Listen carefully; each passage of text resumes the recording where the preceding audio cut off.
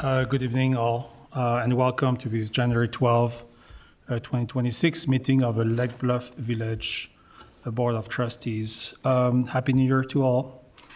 And clerk, please call the roll. Trustee Freed. Here. Trustee Hatch. Here. Trustee Renner. Here. And Trustee Ryder. Aye. Here. Thank you. Please stand and join me in reciting the Pledge of Allegiance.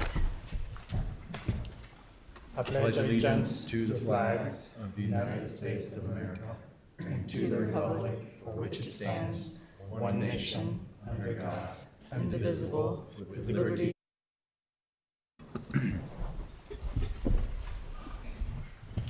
Thank you. Next on our agenda are awards, and we have none today, followed by item 4, that is the consideration of the minutes of the December 8th, 2025 Village Board meeting. Is there a motion to approve these minutes? Motion to approve? Thank you. Are there any changes, modifications, typos? Seconded. I'll second. Thank you. Are there any changes, modifications, typos to mention? It is a voice vote. All in favor? Aye. Aye. Anyone opposed? And the motion carries. Thank you. Next would be our non-agenda item and visitors. The village president and board of trustees allocate 15 minutes for those individuals who would like the opportunity to address the village board of trustees on any matter not listed on the agenda. Each person addressing the village board of trustees is asked to limit their comments to a maximum of 5 minutes.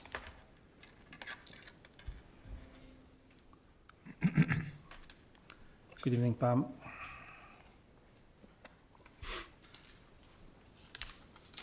Pam Russell, 448 Gurney Avenue. As I've said before, I'm happy to not come, but every time I feel that way, I get prompted to come and talk about leaf blowers again. December 18th, I was fortunate enough to be gone in November and not hear all the leaf blower noise. December 18th, while enjoying a pleasant morning inside my house, leaf blower noise started up. It was 60 decibels plus in my house. The EPA recommended guidelines for in the house are 40 to 50 decibels. This is from 200 some feet away. So it brought me back to our request that we've been here multiple times asking for a 9-month ban. And I want to read, I sent you a letter today. I don't know if any of you have seen it. This is somewhat of the same stuff, but there's more in the letter, so please read it. I'm here once again asking the board to extend the gas power leaf blower ban from the current 4.5 months to 9 months. It is 4.5 months. I know there's been confusion with staff and board in previous meetings as to how many months the current ban is. 4.5. Such action would align Lake Bluff's restrictions with 6 of the other 9 communities in the regional working group. The 7th has a year-round ban and would support the group's stated purpose to work together to ensure uniformity of regulations throughout the North Shore. This is a simple step. It's one that was recommended by the SEC, and I understand the SEC wants to bring that forward again, and repeatedly requested by hundreds of residents who've written you, appeared at board meetings, and signed a petition presented to you last June. All it requires is changing one sentence in the ordinance, communicating to residents and landscapers that Lake Bluff has aligned restrictions with those of the other 6 communities, that's Highland Park, Glencoe, Winnetka, Wilmette, Northbrook, and Kenworth, and then whatever additional enforcement for those 4.5 additional months. The large number of residents asking for this change had hope last March that the board was moving toward a 9-month ban. At that time, you asked staff to reconnect with the regional group to discuss experiences and regulation, and indicated action would be taken later in the summer with the hope that it could be implemented then. Instead, consideration of this request has been sidelined by linking it to a study. The study's purpose is to assess the feasibility of extending restrictions to 10 months or a full year by evaluating the effectiveness of gas versus electric leaf blowers. Since it's focused on extending restrictions beyond what 7 of the communities already have, it begs the question as to why the board's using the study as the reason to delay. It's unclear, based on the proposal, by whom and how the standard for effectiveness is to be determined. I'm guessing it's not the residents. More importantly, the study's purpose and scope do not address residents' concerns. The gas-powered leaf blowers are bad on so many levels. The noise damages hearing, the emissions are toxic, the dust and the airborne debris this equipment spews into the air negatively impacts our health. These are reasons why we ask you to stop delaying and move to the 9-month ban starting this spring. If the study's proposed timeline holds and it starts this spring, it will be 2027 at the earliest before the issue is revisited. This means we've lost at least 2 years. I'm counting 2025 is gone at the earliest before the issue is revisited. Please stop delaying and ignoring the many residents who've asked again and again for the ban to be extended, asking you to start this spring. Thank you. Thank you, Pam, and thank you for bringing that up to mind to us. Thank you. I have questions, and perhaps I can discuss it at the trustees' report, or you prefer that I discuss it now? Sure. The 9-month ban to which Pam refers there, is that uniform elsewhere? I think one of the times we talked about this, maybe it was in March, there was some question about, I don't know, there was a debate about whether it started exactly the same day in all of those cities. We're kind of hoping to get some uniformity around even the partial ban, and understanding what Pam is saying is this study is about a broader ban than that. I'm just wondering if there's a set time frame that we could join in on. Or do they have different 9 months? I can do a more robust report on this at a later Yeah, date. why don't you? Because Yeah. I don't like the idea that we go until 2027. However, what I was trying to avoid the last time we talked about this was the implementation of just slight differences amongst these various towns. I was hoping to get behind some consistent application so that we can all be on the same 9 months. And so that's what I'm hoping. If everybody's on the same 9 months, I'd like to consider joining them sooner than later. If, we've got 15-day differences here and there and still got confusion, then I'm more in the, for goodness sakes, let's wait and see until we can get clarity around whether people are going to a 10-month or going to a year. So my ask is, can we figure out if everybody's on the same 9 months? And if so, could we get on board? The answer is there is more alignment than not on the 9-month. There is some flexibility. Certain city managers are granted authority to extend it for various reasons, seasonal changes. Yeah. And that's happened. I saw And for other Wilmette reasons, Wilmette yes, did that. They did. And so I think Winnetka did as well. Because the leaves don't fall when they're supposed to all the time, right? So, Yeah. Yes, and I But understand that there would be- is some alignment, but I can report out to this, and you can have the conversation. I think the general answer was, at least the direction prior, and I could be misremembering, but it was, let's not keep changing the Yes. regulatory environment. If we're gonna go from the current ban to a more restrictive than Yeah. 9-month, then possibly why not just do it once? I agree. I still agree. Good news is I have not changed my mind about that, as I do sometimes. Yeah. But the bad, I am, 6 of the 7 communities, and the 7th has gone to full year, that were part of the working group. Did any of them, other than us, not go to 9 months, or? I don't think so. I think they're all. Okay. Yeah. I'd like to keep up with them. If they have gotten something workable that isn't going to be tweaked, I appreciate that we might go to, this study might come out, we might 2 years from now go to full year.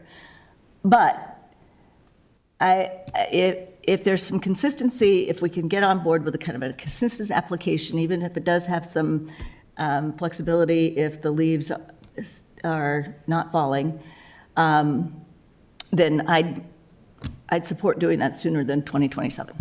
So basically what you're saying is you want consistency and you want for us to adopt these sooner than later. Those are your 2 points. Yes, although I do remember the conversation where we didn't want to shift, you know, a little bit here and a little bit there, make it more confusing. So, The problem is the study got extended further time frame. It was going to be done, completed earlier, and it didn't well, happen. nobody else has got the same kind of urgency because they're thinking They're in a about, different position than we yeah, they're thinking about little changes and we're Yeah. thinking about a pretty significant change. So anyway, that's my 2 cents worth. I would like to know if they got consistency and we We'll can update fall our- in place. we'll share a Okay, report and- thank you. Thank you, Suzanne. Anybody else on the board willing to share on this subject?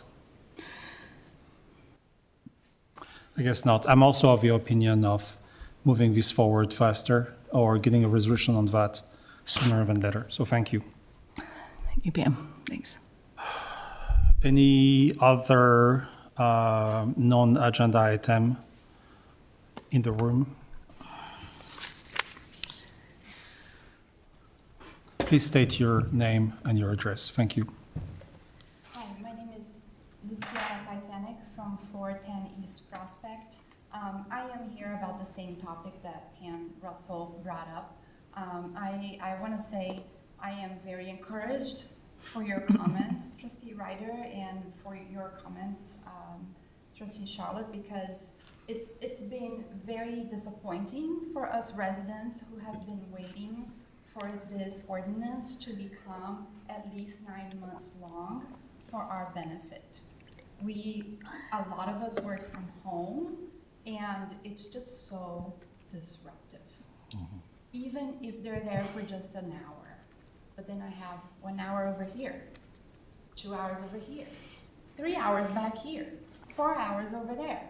And sometimes it's the whole day. And it's really, really hard to have a productive day of work or a day of rest. On Thanksgiving Day, I took a walk in our beautiful village with my husband. There were several families taking walks in East Lake Bluff, and we had to change our path twice because gas-powered leaf blowers were out there on Thanksgiving Day, blowing up, sending out fumes and clouds of dust and all that. So what kind of environment are we providing for our residents, for the family members that come from out of town to spend the holiday here in what looks like such a peaceful, beautiful town? So I am really encouraged by your discussion today. I really hope you can speed this up because we can't wait. Thank you. Thank you very much.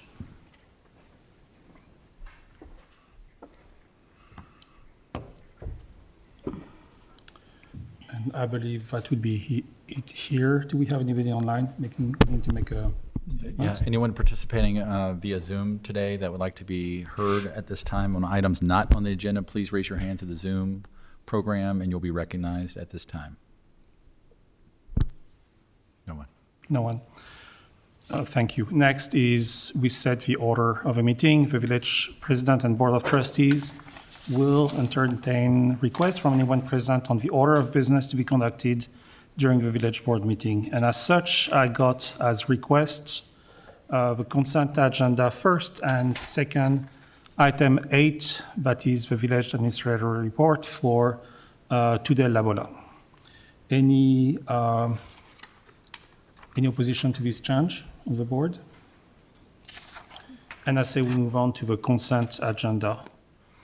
And the consent agenda today would be item 11, acceptance of a correspondence. Item 12, a resolution approving the third amendment to the Chief of Police's employment agreement. Item 13, a resolution appointing Matt Smerzinski as the village alternate delegate to the Intergovernmental Risk Management Agency, IRMA. Item 14, a resolution authorizing an amendment to the electronic attendance at meetings policy. And item 15, a resolution authorizing the sale of a parcel of land between owners of adjoining and contiguous land.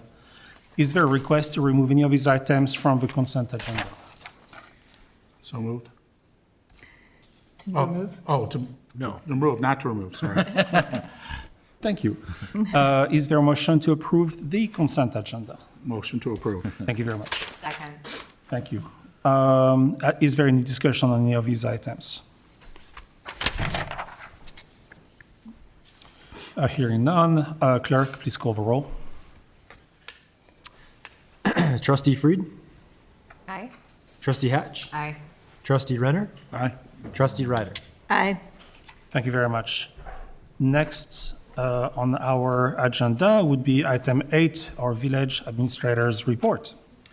It's that time of year for the Lake Bluff Open Lands Association to report to you all on their activities. And Vice President / Acting President Bill Herman's here to do so. So let me get your presentation ready, Bill. Stand by. I think everybody knows Bill Herman. Evening, everybody, Board of Trustees and those other attendees.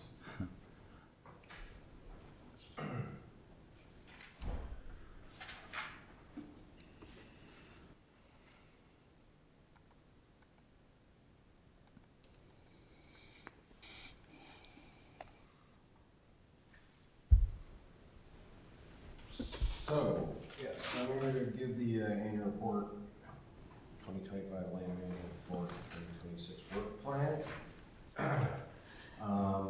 This is the summary of hours that volunteers and staff have put in. Mainly in 2025, the focus of the work was on Skokie Reserve and Water, Skokie River and Water Reserve. I'm assuming you all know where that is, but it's the parking area just east of the Buniani and along the Skokie River. So in 2024, we had 895 volunteer hours, so the volunteer hours were down a bit, but our staff hours were up from 672. We pretty much confined our work efforts to the Skokie River and Water Reserve this year, not so much in the Rockland Wetlands in 176, which is sort of Frog Pond, that area along 176 west of the front, west of Green Bay Road on the north side, and the bike path area on the south side, extending from Green Bay Road west along 176. We're trying to finish up in the Skokie River and Water Reserve, meaning, I guess, Drew, I don't know if you want to give the next slide. This is a map of the area. I think 90-something% of this is owned by the village. Lake Bluff Open Lands owns, I think, 4 quarter-acre parcels, and there's a number of other parcels that are owned by other individuals in here, just a handful. If you want to go to, well, let's go back to this. Sorry. So, Bill, can you take the microphone so we can pick it up? Sorry.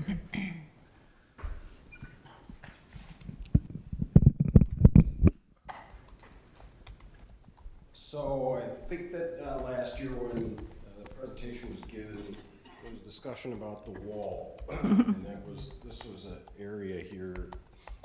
This is West Terrace, and it was heavily filled with buckthorn, and so a lot of volunteers and also some grant money.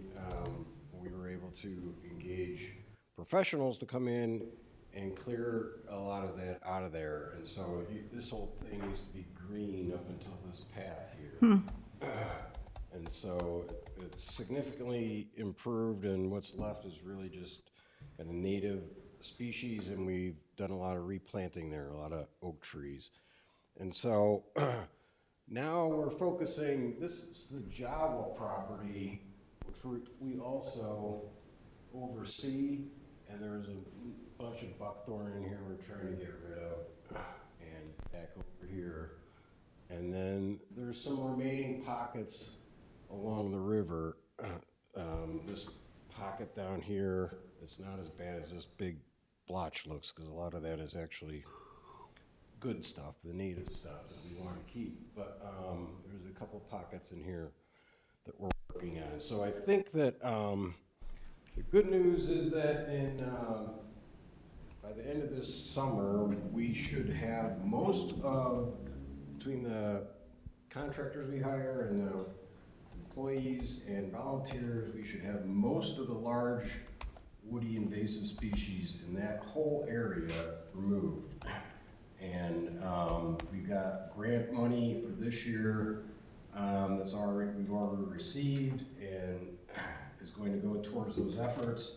We're working on some grants for 2027.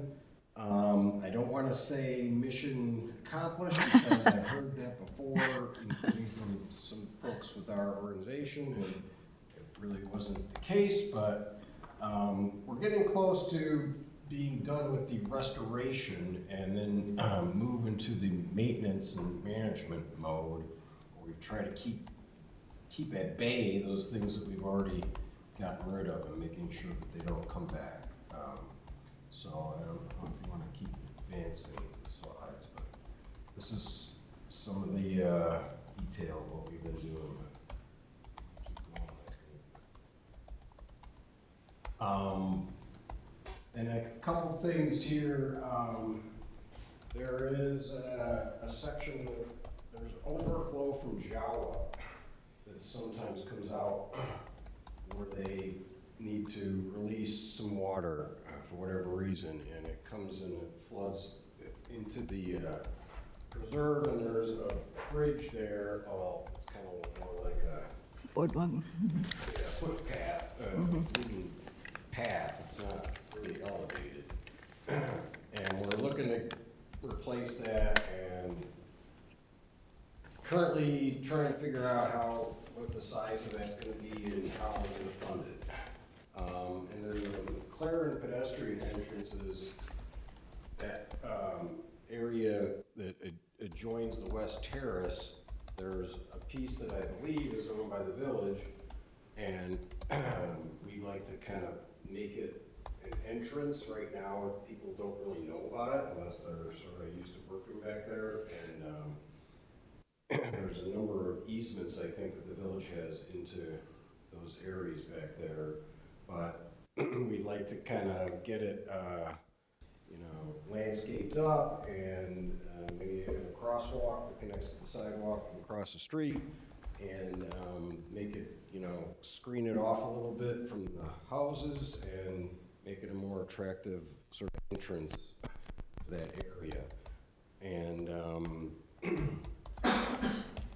so that's the kind of thing that we might be looking to the village for some help with, and I think we probably need to sit down and figure out, if there's anything else that, access points or whatnot that may, be under consideration, and look to sort of increase our engagement with the village, both from a contribution and communication and just sort of consolidation of efforts kind of perspective. So, go to the next slide, Drew. Yeah, so this is just continuing on with some of the things that we talked about here. And then this is a recent event that occurred. I don't know if the board has heard about this even, but the village and Labola, Lake County Forest Preserve District, and Lake Forest Open Lands signed a memorandum of understanding, and it encompasses this whole area. All right, so this is the Lake Bluff Open Lands area we were just talking about. This is the Royal Grove Forest Reserve, comes all the way down here, and this is Lake Forest Open Lands parcels that they have where the entrance is off of Laurel. So all of this is obviously kind of contiguous, except for the railroad that blocks some of it. But the MOU basically says that we're all going to kind of work together to try and coordinate the management and conservation of this area.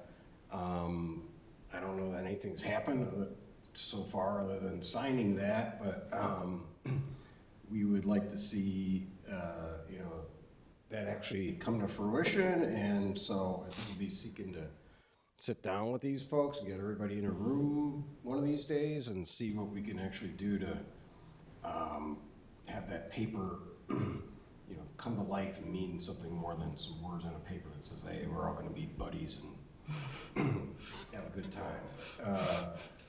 So, yeah, I think there's a lot of possibility here, and very encouraged that if we can all kind of come together with a plan, because I know that Forest Preserve has some ideas about what they want to see in Oriole Grove, and that connects up to our piece directly, and it also has, you know, the entrance to that is off in the West Terrace. There's really no parking.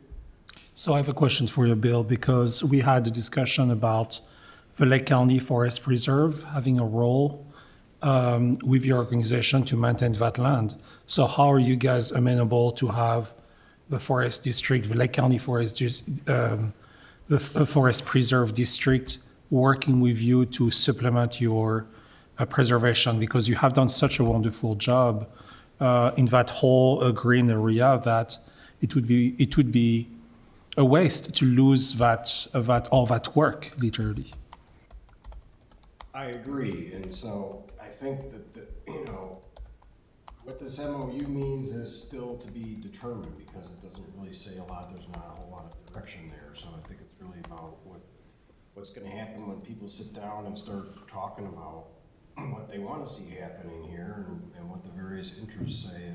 So as Labola, did you have internal discussion about welcoming the Forest Preserve District? Or is that still an item in the air?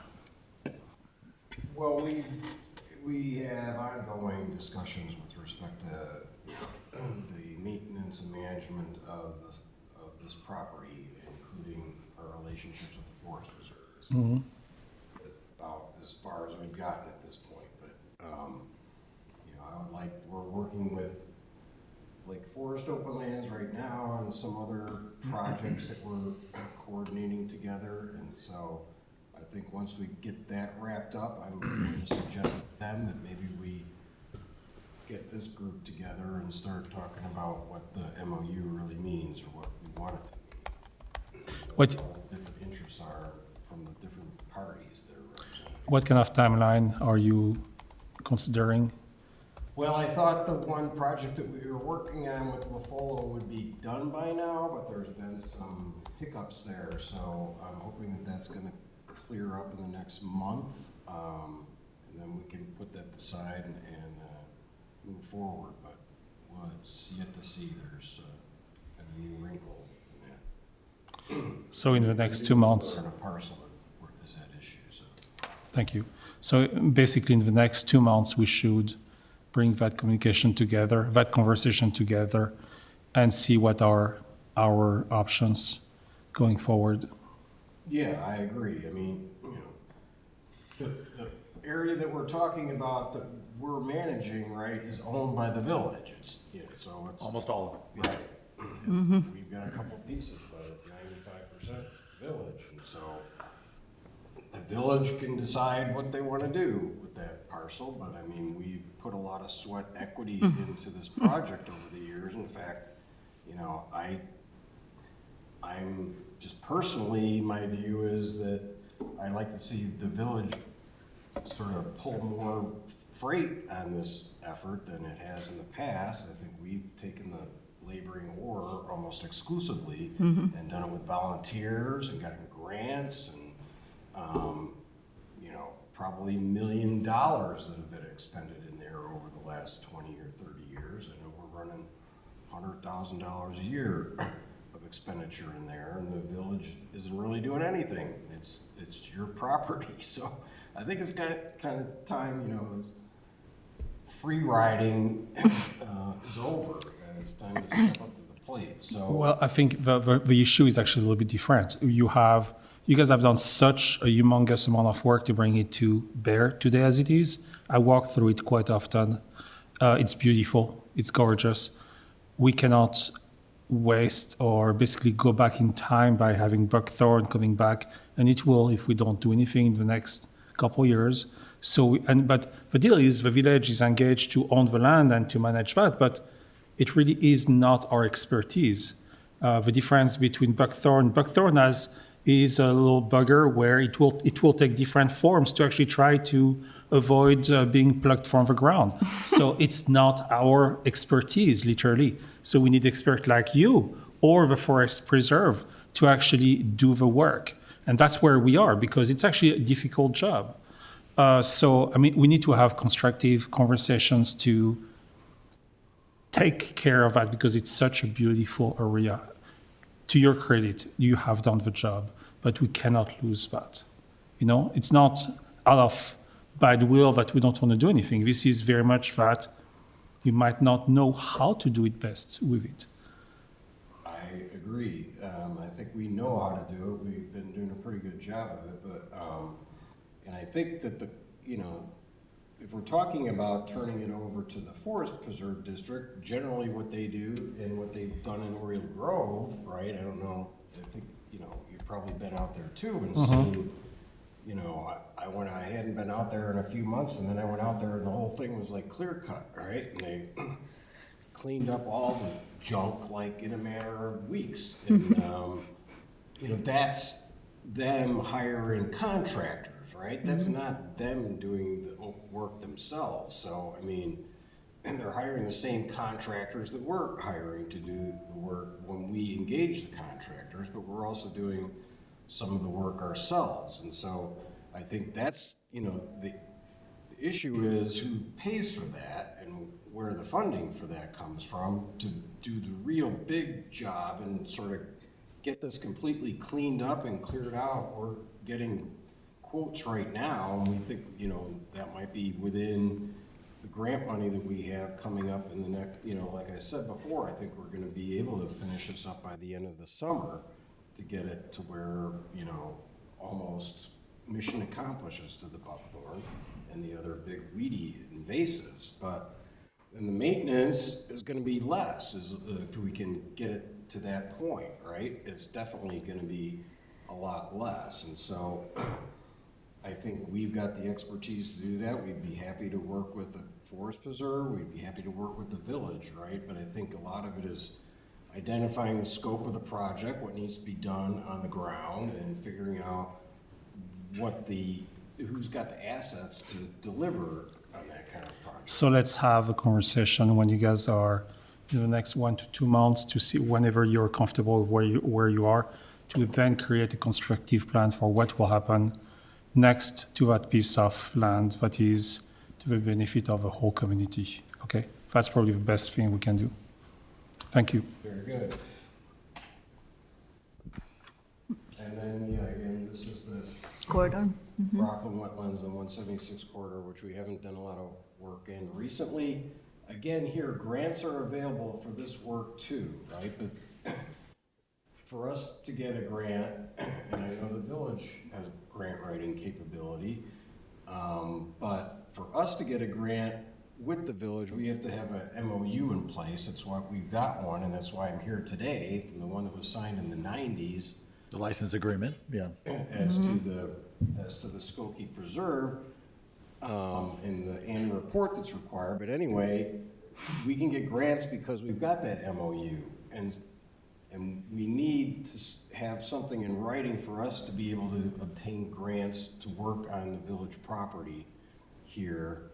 But we could do that, and once we kind of get through this year, we'll be able to concentrate our efforts more broadly, I think, once we get kind of the most of the buckthorn cleared up in the Skokie Preserve. So that might be an opportunity to start working here more collaboratively with the village if we can get an MOU, and maybe both work together on identifying grants that might be available and putting grant money in, or putting grant request in and seeing if we can get some money out.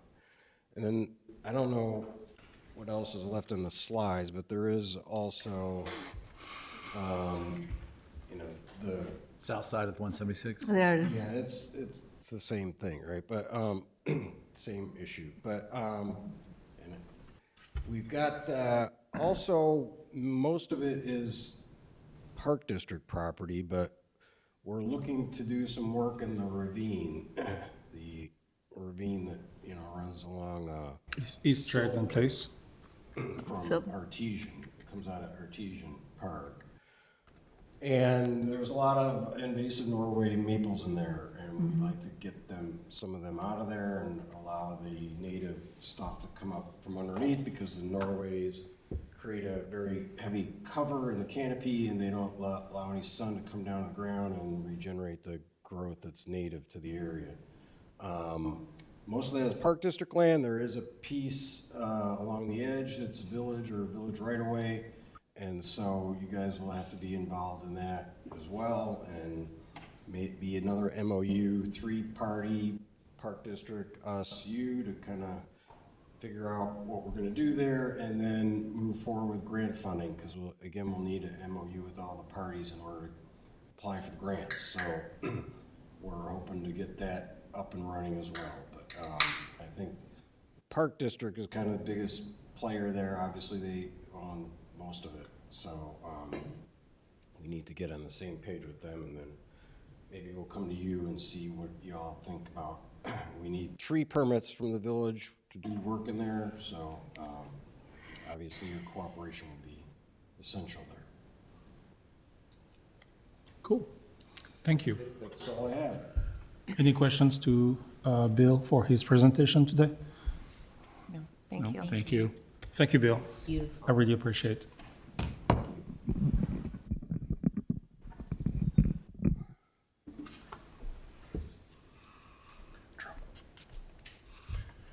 Yeah, I don't have anything else to add.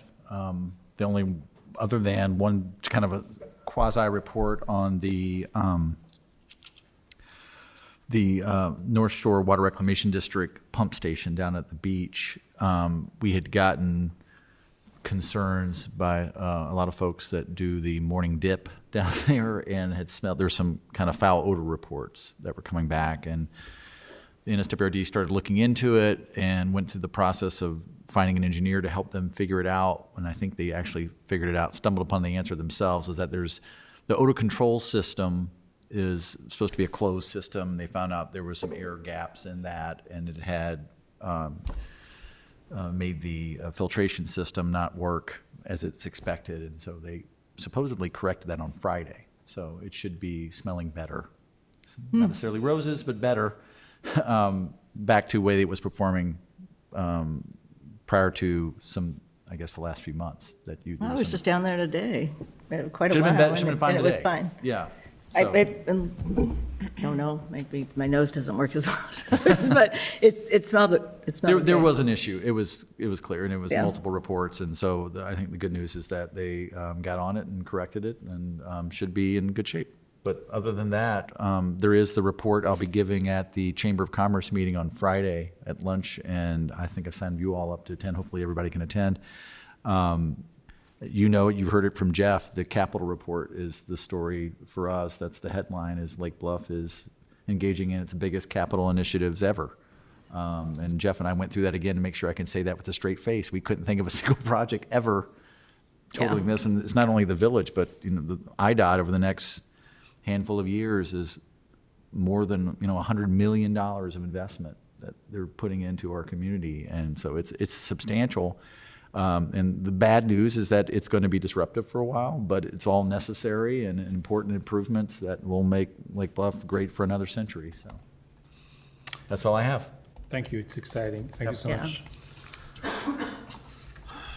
Thank you. So we are now resuming the order of the agenda, and that would be item 7A, the warrants report for December 9, 2025 to January 12, 2026, and fiscal year 2026 payroll expenditures to date. Is there a motion to approve the warrants report? So moved? Seconded. Thank you. And specifically, we're talking about a report highlighting November fiscal year 2026 sales tax revenue totaling 385,000. Nope. No, wrong one. Nope. Sorry about that. It's the warrant report from December 9th through January 12th, as well as the FY26 payroll expenditures to date. I woke up this morning at 4 a.m. That shows. So I'm sorry about that. And what we're talking about is expenditure of village fund for payment of invoices in the amount of $867,815.25 for December 9 to December 22nd, 2025, and for expenditure of village funds for payment of invoices in the amount of $285,526.30 for December 23rd to January 12th, 2026, and last, expenditure of village funds for payment of payroll in the amount of $345,113 for November 2025, for total expenditures of $1,498,454.55. Any questions to Drew and Bettina on the board? No. No, I did read the ledger. And I don't have questions either. Roll call. Clerk, please call the roll. Trustee Hatch. Aye. Trustee Renner. Aye. Trustee Ryder. Aye. And Trustee Fried. Aye. Thank you. And next is our November 2025 financial report. Bettina, please. Sure. For November fiscal year 26 sales tax revenues total $385,058, which reflects a 6.7% over year increase, and annual growth continues to perform strongly at 12%.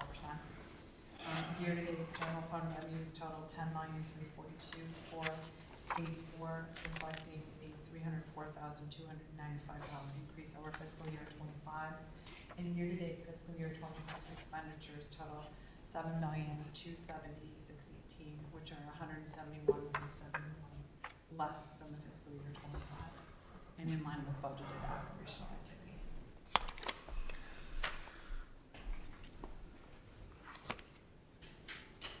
Any questions to Bettina? For a motion to accept? All right. Could I please have, do we have a motion for this item? No, not yet. Not yet. Could I please have a motion to accept the report from Bettina? So moved? Seconded. Thank you. And it is a voice vote, correct? All in favor? Aye. Aye. Anyone opposed? Thank you, Bettina. Next would be our village attorney's report. No report tonight. Thank you. Thank you, Peter. I do not have a report either, beside wishing you a happy new year, and it's going to be fun this year as well. Followed by item 16, a resolution authorizing the execution of a construction contract with her. Is that how you say that? I think you said hair last time. Yeah, I know, but I'm careful this time. Jeff? Hair it is. So with Hair Construction for the Village of Lake Bluff 2026 Sanitary Sewer Lining Project. Is there a motion to approve this resolution? So moved. Seconded. Thank you.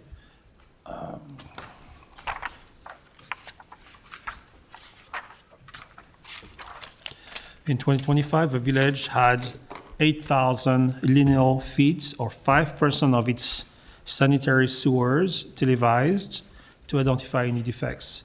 Upon reviewing the televising reports, the village engineer identified 5,100 feet of sewer that is recommended for installation of a liner to prevent future failures and reduce sewer backups into homes in the area. The Illinois Municipal Partnering Initiative regularly secures bids for sanitary sewer lining work, most recently in March of 2024 for the villages of Glenview, Gulf, Glencoe, and the city of Rolling Meadows and Prospect Heights. The contract included pricing for work in 2024, 2025, and 2026. The low bidder was Hair Construction of Goodfield, Illinois. Upon review of the VMPI bid, the village approached the contractor about completing the sewer lining work at the same unique prices from the MPI bids, and they agreed. The village believes this will result in completion, the completion of a project at a lower cost than by the village bidding out the project by itself. Section 4 of the village's purchasing policy provides the village the ability to enter into construction contracts using cooperative purchasing agreements such as this MPI. Under the MPI pricing, the work identified will cost $251,989. The fiscal year 2026 budget includes $300,000 for sanitary sewer improvements. Of this amount, $277,000 has not yet been obligated. Given the village past satisfaction with this contractor, the village engineer recommends that the village board piggyback the MPI award and authorize a construction contract with Hair Construction in the amount of $251,989. Questions on the board? Yeah, I have one question. In the past, as I recall, we've used these linings to extend the life of piping. How often, how long does the lining last? Do you ever reline in the future, and is there an overall plan when, at some point, you have to replace the pipe and not reline it? So the lining should last 75 years. Okay, The lining could live without the hose pipe. So Okay. in some cases, that gets taken away, and just the lining is there on its own. Right now, the lining is thin enough that it's also smoother, so hydraulically it can pass as much water. I don't know that anybody's ever double lined a pipe because it hasn't been around for 75 years. Okay. But, you may have to dig it up in the future, but at least for one round, it's much more efficient. 75 years is good. Should cover us anyway. Yes. Thank you. Thank you. I'm also happy that after mispronouncing their names last year, they're still back this year, so all good on that one. Any more questions to Jeff? It is a roll call. Clerk, please call the roll. Trustee Renner, Aye? Trustee Ryder, Aye. Trustee Fried, Aye. Trustee Hatch. Aye. Thank you. And last, item 17, a resolution approving a professional engineering services agreement with Christopher B. Burke Engineering for the West Scranton Avenue Drainage Phase 1 engineering services. Is there a motion to approve this resolution? So moved? Second? Thank you. In 2022, the village entered into an intergovernmental agreement with the Lake County Stormwater Management Commission to share in the expenses for Christopher Burke Engineering to complete the Phase 1 engineering for the West Scranton Avenue Viaduct Drainage Improvement Project. Since that time, the scope of the Phase 1 project has changed to the village decision in 2024 to move forward with the first phase of construction, and 2, changes in IDOT requirements. Christopher Burke Engineering has indicated the cost to complete the Phase 1 study is $71,658 more than the original $497,000 agreement, and the SMC grant will cover $29,000 of that amount. The village requested and received a proposal from CBEL, Christopher Burke Engineering, for the remaining $42,568 to complete the Phase 1. Completion of a Phase 1 study will ensure future phases of construction are eligible for federal, state, and local funding. And last, our village engineer recommends approval of this agreement. Questions, comments? It is exciting. We're moving forward, so it's great. Anything to say, Jeff? All good? So we'll be talking the budget season about finishing the Phase 2 design to get ready for future actual phases of construction. That will be a bigger number. It's probably about $300,000. So that's probably the next thing that you'll see. Part of this is, can you talk about the ballet of timing? The ballet or the Well, ballet? it's ballet. It's a Oh, ballet. yeah, the dance. The dance of getting it right in terms of timing with the school and the various phases of the deep tunnel project. You know, we want to be ready to do another phase. When we do the final phase, it's going to involve probably a 60-day closure of the underpass. So that needs to be during the summer. Yeah. So just trying to So we need lay to out land there when on time. the next phase is probably going to be Moffett, Sheridan Road, and then Sheridan, the underpass would be the third phase of construction, the way it logically lays out. If we can afford that second phase, because it is $11 million. And it's working backwards from a summer, just trying to keep moving so that things are ready. We have the money to go forward with the second phase. And then, according to our talks with IDOT, they were going to fund that third piece on Sheridan Road. So we can copy them, make sure that they put that money in their budget. So if you close the underpass, is the sidewalk closed as well?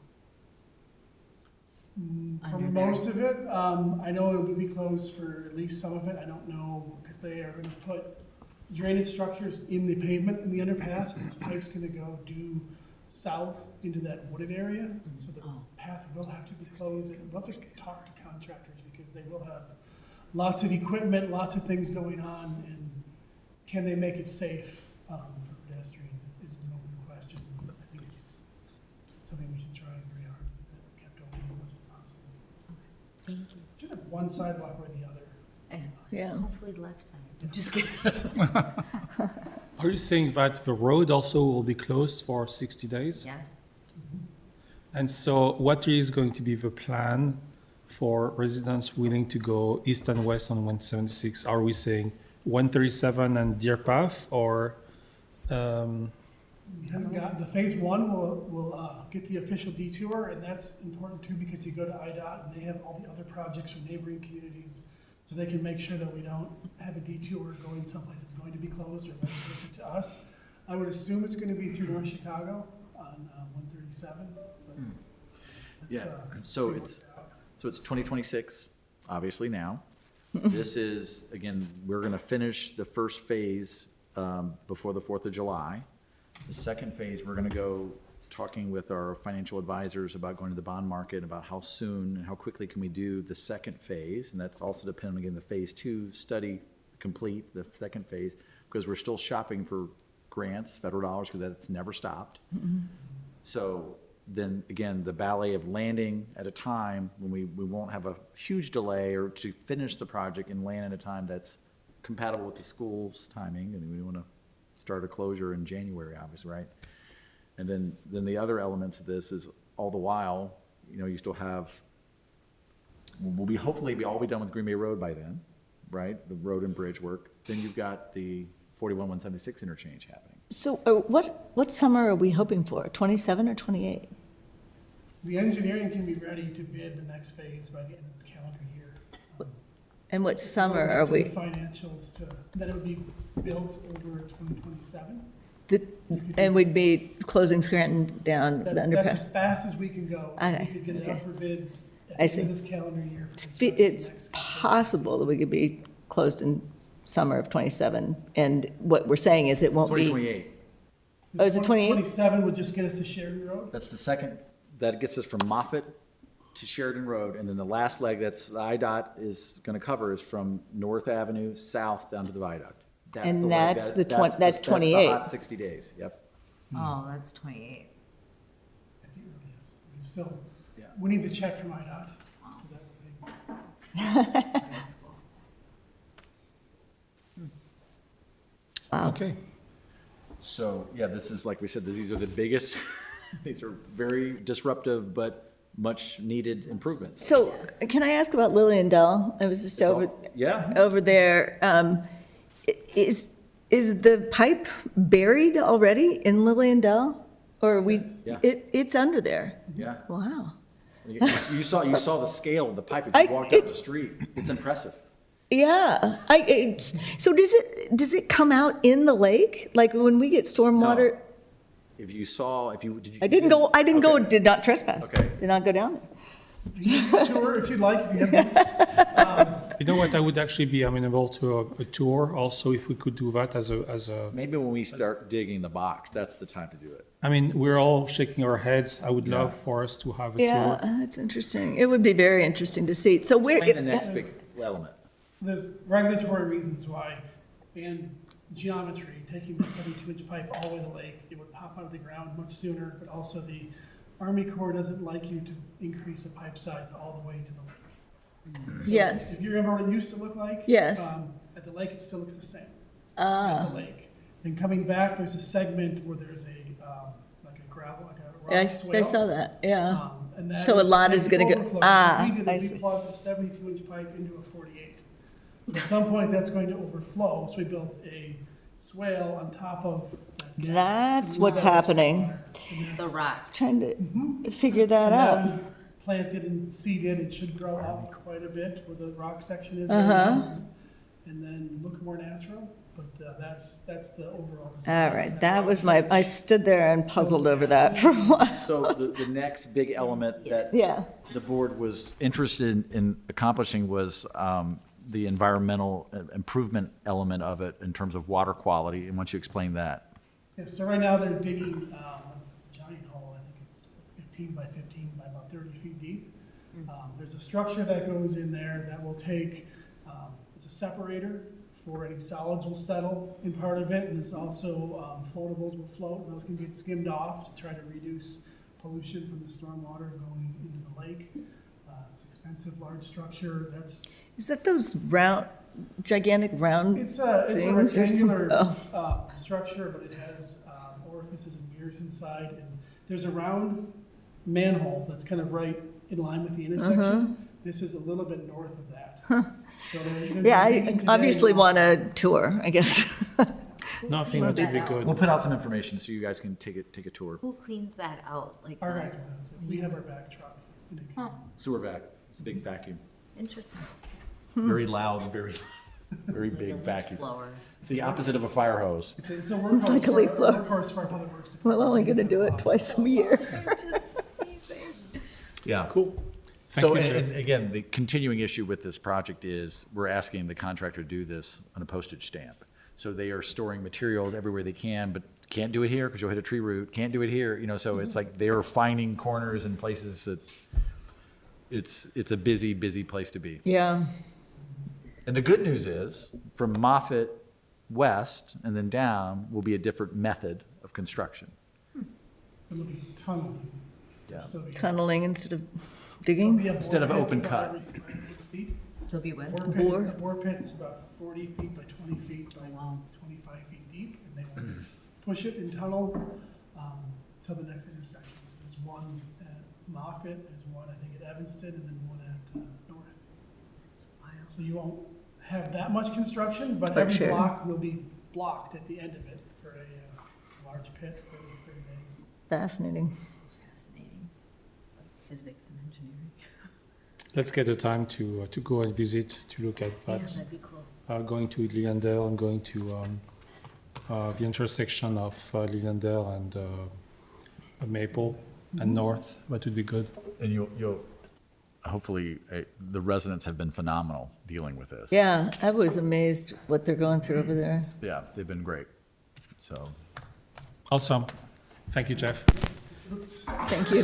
Get your, he's not kidding. So it is a roll call vote. Clerk, please call the roll. I assume that there are no more questions on the board. except what is that big, yeah.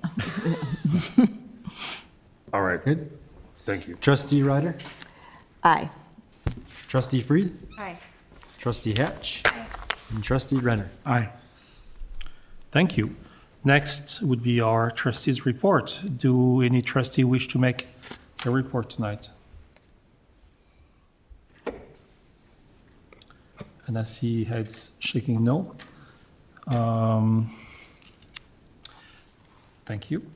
I assume we do not have an executive session tonight? Correct. Awesome. And so this is item 20, that is our next item, and I would welcome a motion to adjourn. Motion to adjourn. Thank you, and Kat. Got it. Thank you. All in favor? Aye. Anyone opposed? And we're adjourned. Thank you so much. Persist.